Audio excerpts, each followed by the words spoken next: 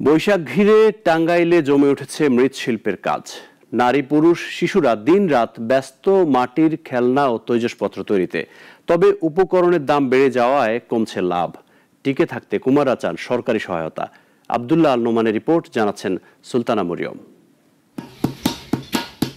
একসময় টাঙ্গাইলে অনেক মৃৎশিল্পী ছিল, এখন নানা সংকটে তাদের সংখ্যা কমছে। তবে এবারও পহেলা বৈশাখ ঘিরে মাটির জিনিসপত্র তৈরিতে ব্যস্ত তারা। বিদেশে চাহিদা থাকলেও কারিগরি দক্ষতার অভাবে পণ্য রপ্তানি করা যাচ্ছে না। তাই বৈশাখী মেলায় মৃৎশিল্পীদের মূল আয়ের উৎস। প্লাস্টিকের ভিড়ে চাহিদা কমলেও নববর্ষে মাটির খেলনা ও তৈজসের কদর এখনো টিকে আছে। আমাকে ব্যবসা যেটা আমার লাভটা হয় না, ওই যে খাই কিছু ইচ্ছে থাকে না। আমার যে খাটনি হিসাবে টাকা হয় না।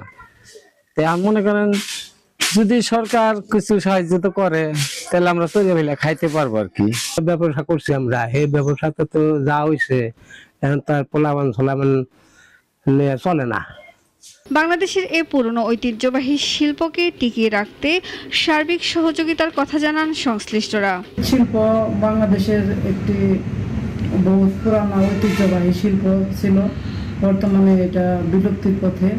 এরা যদি বিসিকের সহায়তার জন্য আসে, আমরা এদেরকে আর্থিক সহযোগিতা দিয়ে এদেরকে বাঁচিয়ে রাখার জন্য সার্বিক সহযোগিতা প্রদান করি। উপকরণের দাম বেড়ে যাওয়ায় তাদের লাভ কমছে।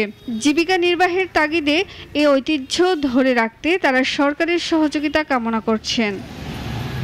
সুলতানা মরিয়ম, নাগরিক।